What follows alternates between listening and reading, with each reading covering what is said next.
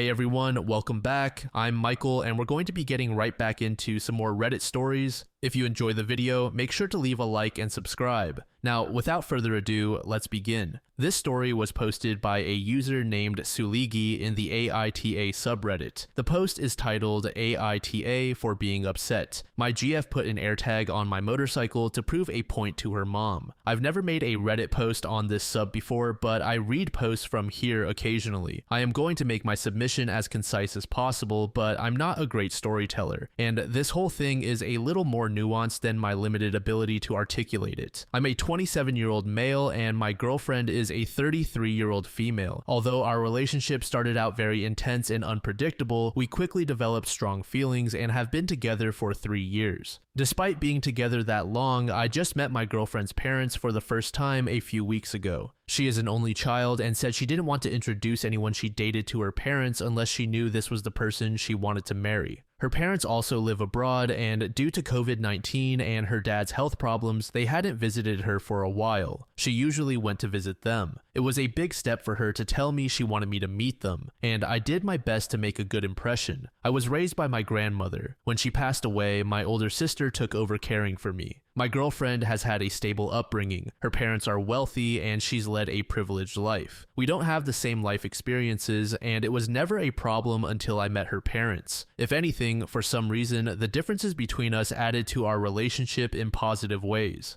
Unfortunately, I got the impression her parents were scrutinizing every aspect of my life during the dinner we had on our first meeting, including my family. I stayed true to myself and maintained my confidence, but left the interaction feeling like I bombed a test. My girlfriend reassured me that they liked me. However, her mood over the few days afterward suggested otherwise. I called her out on it and pressed her for an explanation. I learned she's been upset because of a fight she had with her mother following the dinner. Her mother thinks I'm just having fun with her daughter, that I will get bored and leave her, and that she's too old to be wasting time with me. Apparently, her mother got this impression entirely from the way I look, and this judgment about me trumps anything else I shared about myself. My girlfriend and I decided that I should spend more time with her family over the coming holidays, so I've been going over every day and involving myself in shopping trips, etc. with my girlfriend and her mom, hoping that she would get to know me and overcome whatever skepticism she has. I even spent hours getting a crash course in a strategy board game her dad plays and started playing with him to continue learning it as a form of bonding. Despite feeling like I won her dad over, I felt like her mom was constantly evaluating my loyalty in subtle ways. Examples include overanalyzing how I interact with others in public, reading too much into the way I smile, and the way I show affection toward my girlfriend. According to my girlfriend's mom, the fact that I have a motorcycle makes me extra promiscuous, and that's how this escalated. My sister and I have an 18-year-old dog. It's been a tough few months for him, and I think he's approaching the end. For that reason, usually one of us is always with him. He's on the smaller side, so he's easy to bring along anywhere. I've had to leave to give medicine to my dog at certain times of the day because he's on a schedule, and I guess my girlfriend's mom found even this to be suspicious. The other day, I left my girlfriend and her family to go give my dog his medicine, and on my way there, my phone alerted me that an AirTag was traveling with me. When I reached my place, I searched all my pockets and belongings and eventually found it on the motorcycle itself. It was connected to my girlfriend's mom's number. I told my girlfriend about it, and she said she put her mom's AirTag on my bike to prove to her mom that I was not lying about where I was going. I get that she was trying to defend me, but I feel angry at her. It's hard to articulate, but ever since I met my girlfriend's family, the microaggressions from her mom are really getting to me, and it's hard to separate them from my girlfriend. I'm hoping I'm just overstimulated by all this and that things will get better after Christmas is over. I'm not sure if I'm an asshole for being cold toward my girlfriend about the AirTag, though it's a frustration that I'm having trouble letting go of. User Cataphract Beaver said, "The most foundational part of a relationship is the trust between two people. The fact that she didn't tell you about it sounds like she also wanted to see what you were doing, because if she trusted you, she should have defended you. Parents are and have been skeptical since the first cave person brought another back to their parents. It's up to her and you to convince them otherwise. You seem to have done a lot, so it may just come down to direct face-to-face conversations with the 3 or 4 of you to really hammer this home. Otherwise, who knows what else will be done next to test your loyalty. To this OP said, that's what I've been struggling with. The fact that she didn't let me in on her plan makes me wonder if she wanted to test me too. Even if that's not the case, the whole approach has pissed me off. User Alternative Lie said, "You are not the asshole. The fact that she is so dependent on her mother's approval raises concerns for me. Capitulating to spying on you so her mother can be satisfied is crossing a line. Your girlfriend is allowing this bad behavior to continue. She should have set a clear boundary from the start. Instead, she is leaning into her mother's nonsense. You have nothing to prove to this horrible mother, but be really cautious about being with someone who is 35 and unable to stand up to her mother." User Scared Lawfulness said, "As an outsider, I think that her mother was a cheater at one point in her life, and now she passes all her insecurities and trust issues onto her daughter. You need to sit down and have a serious talk with your girlfriend first. After that, decide in which direction your relationship is heading. Don't do anything rash. Think and act calmly and deliberately." Update. We've been together for a few years and have discussed getting married. Unfortunately, ever since I met her parents last year, their behavior has made it difficult for me to see a future anymore. Her mom mistrusts me, and it's all based on superficial impressions and assumptions about who she thinks I am.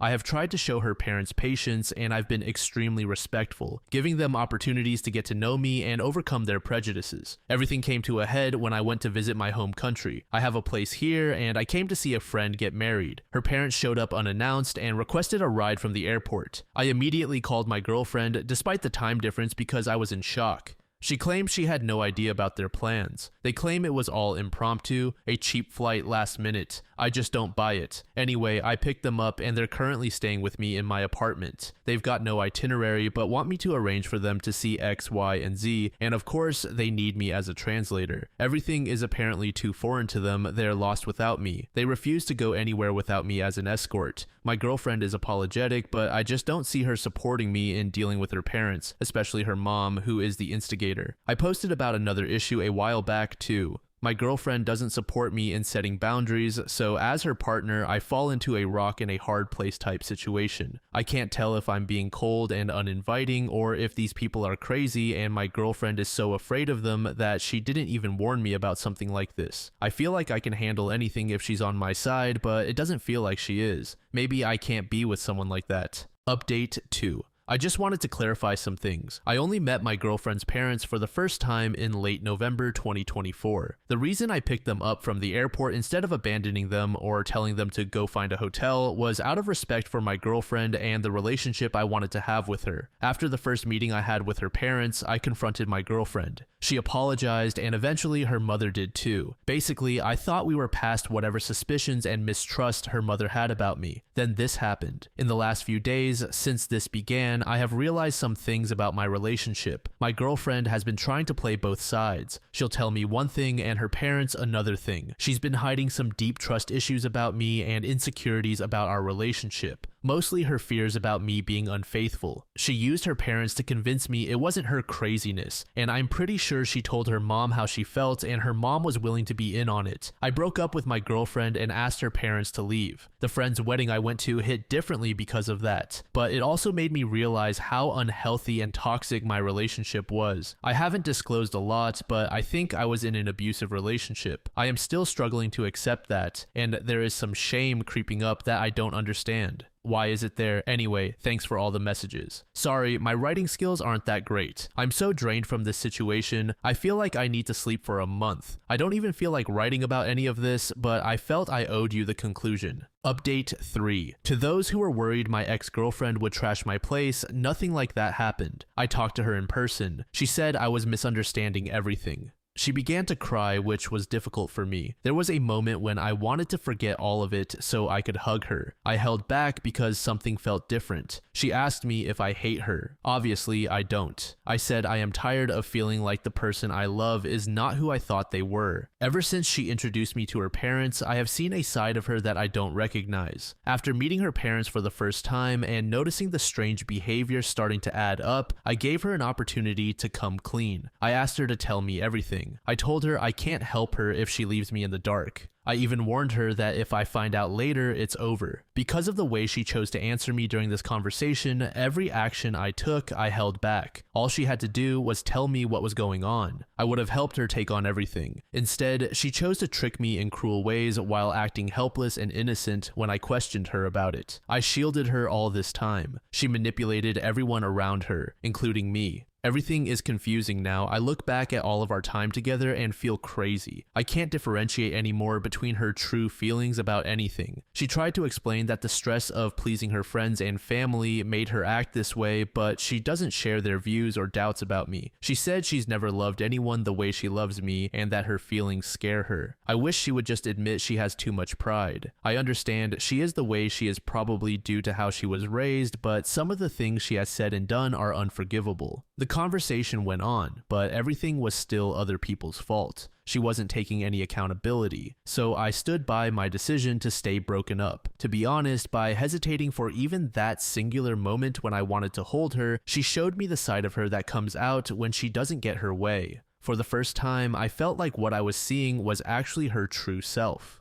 We were having this conversation while walking outside. We had stopped walking and she was wiping her tears. When she realized I wasn't going to comfort her, she started to say degrading things about me. She also brought up again that my life is easier than hers because I grew up with no parents. This comment was so messed up that it made me laugh. I told her she's so privileged that she has no idea what it even means to have a hard life. Because I laughed, I could tell she wanted to throw her coffee at me. Instead, she said some more things about me and I realized I don't care anymore because I don't even recognize this woman who is yapping in front of me. Since then, she has emailed me an Excel spreadsheet of all the money I owe. The things she has itemized are things like all the times she upgraded me on a flight, luxury gifts she has bought me for birthdays, Christmas, etc. She also included ridiculous things like the estimated cost of gas for a certain number of times when she was my designated driver, and pregnancy tests. I'm not going to bother explaining my contributions. This email made me sick. I packed her things that were in my apartment. I had a friend come over when she came to collect them. She didn't know this. I answered the door and she pushed against me and tried to initiate something. I didn't return her advance and she got angry and scratched me. I think maybe she was trying to slap me but couldn't reach. I'm not really sure because it happened too fast and I restrained her. My friend came out and began calling her out on it. He made a show of taking a video and threatened her with assault. I think it embarrassed her, so she probably won't do something like this again.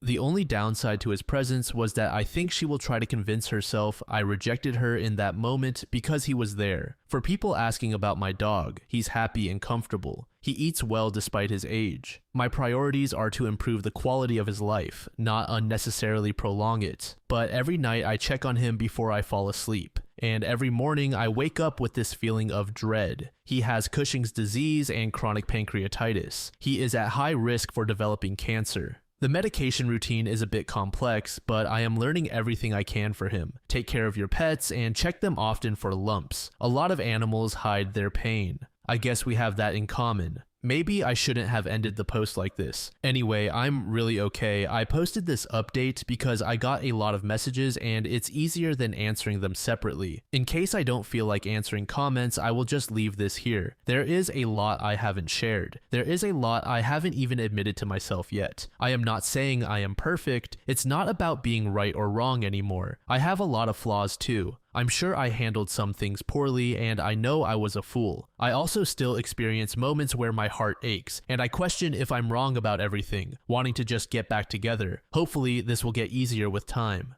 Anyway, writing here counts as therapy, right? I'm going to go drink a cold beer in the shower.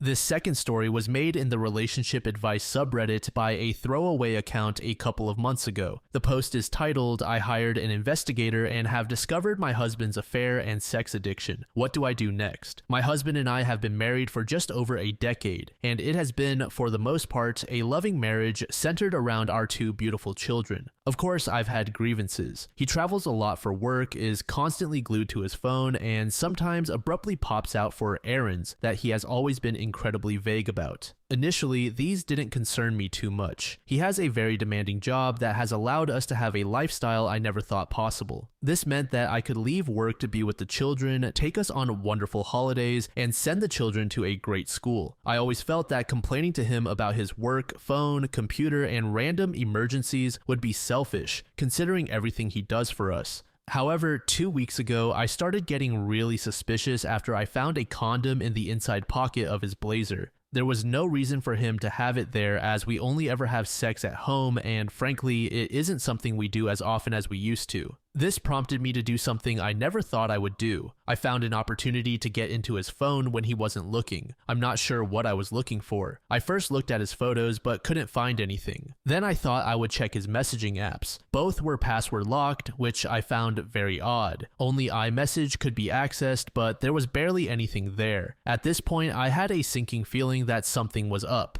Last year, a friend was in a similar situation and used a digital investigator to learn more about her absent and secretive fiancé. The investigator found out that this man had been living a complete double life with a long-term girlfriend in Edinburgh and, unbelievably, a whole business he had set up from which he was earning money. She had no idea about the business or all the money he was earning from it. I asked for the investigator's details and requested that they pull together anything and everything they could find about my husband. The investigator spent about a week digging online and came back to me with a report that changed my life forever. I received a call from the investigator warning me that my husband's report would be very difficult to read and that I should open it in private at a time when I would be able to process it fully. Since receiving it, I have barely been able to eat, sleep, properly take care of the kids, or speak to him. Yet he is so absent-minded that he doesn't even realize something is wrong. It turns out that my husband of over 10 years has been having an affair with a woman 15 years his junior, financing this woman's lifestyle and her failed business venture, attending sex parties with her where they have sex with other partners, posting in a revolting online sex forum including pictures of his genitals and details of his addiction to porn and escorts to his creepy online friends. Based on these posts online, he has clearly been spending thousands on escorts as far back as 7 years ago. I have no idea where to go from here. I don't know what to do. I have no idea how to confront him about this or if I should see a lawyer first. I know the obvious decision is to simply divorce, but our children are 9 and 7. I have loved him since we first met 14 years ago, and I know that I have a place in his heart too, in spite of these actions. If he is truly an addict, then maybe there is a way to get through this if he agrees to treatment. I'm a complete mess, and I can't talk about this to anyone in person just yet.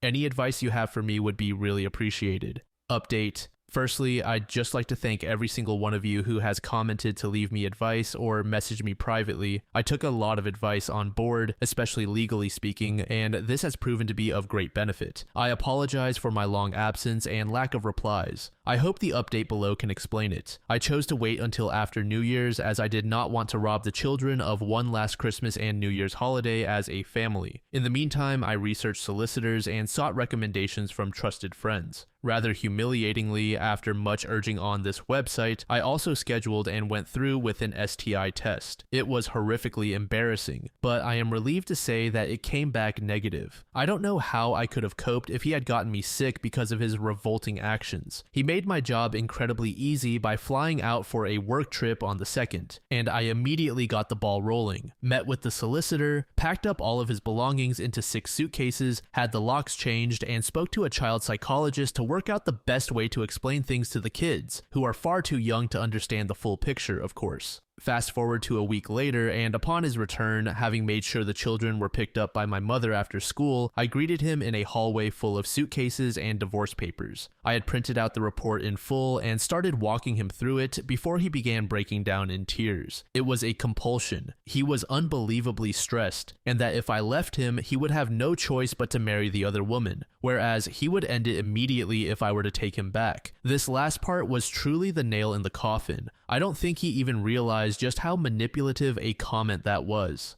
After hours of back and forth and his groveling, he gave up. He was left at the bottom of the stairs in the entrance to our home with his suitcases, waiting for a cab to take him to God knows where. There is still a lengthy legal process ahead, and unfortunately, it turns out that his being unfaithful does not really impact how assets might be divided following the legal battle. However, I'm confident that my solicitor will get the outcome I need to keep the house and live independently. In terms of the children, I would rather not discuss them so as to keep it private, but it has been an incredibly difficult adjustment, and sometimes I do feel guilty. As for myself, I am still completely heartbroken, and frankly, I don't ever hope to find love again. I just don't think I can trust like that again. Finally, I'd just like to add that while most comments have been lovely and supportive, I did receive a number of comments and private messages blaming me for my soon-to-be ex-husband's behavior, claiming I did not give him sufficient sexual attention and that I shouldn't complain because he provided me with a certain lifestyle. Firstly, these comments are awful and betray a repulsive worldview regarding sex, intimacy, and marriage.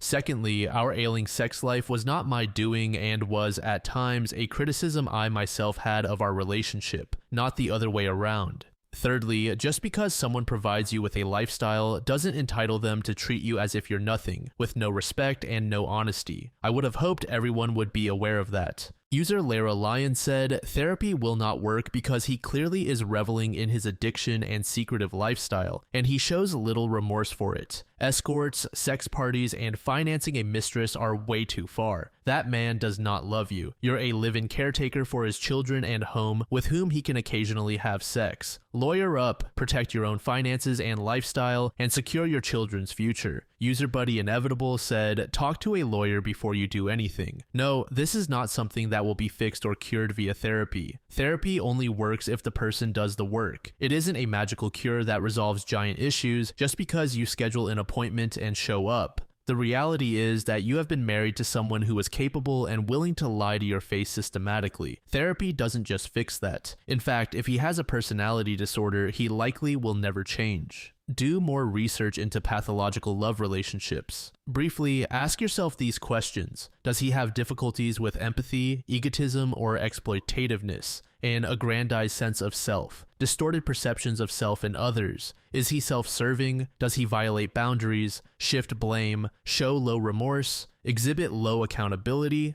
Is he motivated by power, control, or personal gain? These are just a few questions to start exploring who you are actually married to. Talk to a lawyer and a therapist before doing anything, preferably someone who specializes in pathological love relationships. User Blue Eagle said, lawyer first. I find it hard to believe that you actually love the real him, the man who lies, cheats, spends money on other women. You love the image of who you thought he was. All the time and money he spends on her is taken directly away from you and your children. He has also put your health at risk by having sex with so many people and then coming back home to you. Lawyer first. Alimony, child support, plus the money he has spent on the other women. He might suggest transferring some money into a new account to ensure he can't leave you high and dry. I really do understand the fear behind your desire to give him a chance to seek help and save your family. Unfortunately, I'm not sure that is even what he would want given the entire life he has built outside your family. Update 2. Firstly, I'd just like to thank every single one of you who has commented to leave me advice or messaged me privately. I took a lot of advice on board, especially legally speaking, and this has proven to be of great benefit. I apologize for my long absence and lack of replies. I hope the update below can explain it. I chose to wait until after New Year's as I did not want to rob the children of one last Christmas and New Year's holiday as a family. In the meantime, I researched solicitors and sought recommendations from trusted friends. Rather humiliatingly, after much urging on this website, I also scheduled and went through with an STI test. It was horrifically embarrassing, but I am relieved to say that it came back negative. I don't know how I could have coped if he had gotten me sick because of his revolting actions. He made my job incredibly easy by flying out for a work trip on the 2nd, and I immediately got the ball rolling. I met with the solicitor, packed up all of his belongings into 6 suitcases, had the locks changed, and spoke to a child psychologist to work out the best way to explain things to the kids, who are far too young to understand the full picture, of course.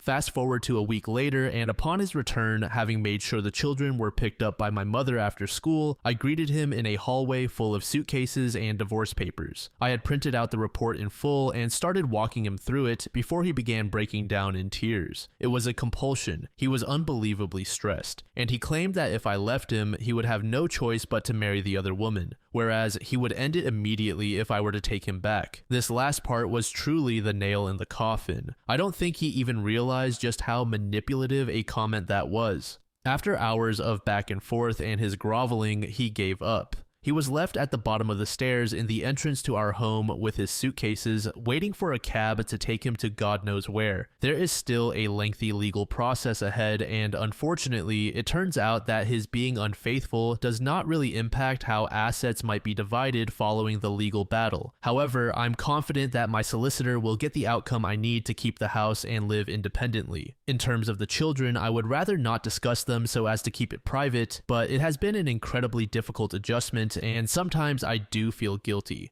As for myself, I am still completely heartbroken, and frankly, I don't ever hope to find love again. I just don't think I can trust like that again. Finally, I'd like to add that while most comments have been lovely and supportive, I did receive a number of comments and private messages blaming me for my soon-to-be ex-husband's behavior, claiming I did not give him sufficient sexual attention and that I shouldn't complain because he provided me with a certain lifestyle. Firstly, these comments are awful and betray a repulsive worldview regarding sex, intimacy, and marriage. Secondly, our ailing sex life was not my doing. It was at times a criticism I myself had of our relationship, not the other way around. Thirdly, just because someone provides you with a lifestyle doesn't entitle them to treat you as if you're nothing, without respect and honesty. I would have hoped everyone would be aware of that.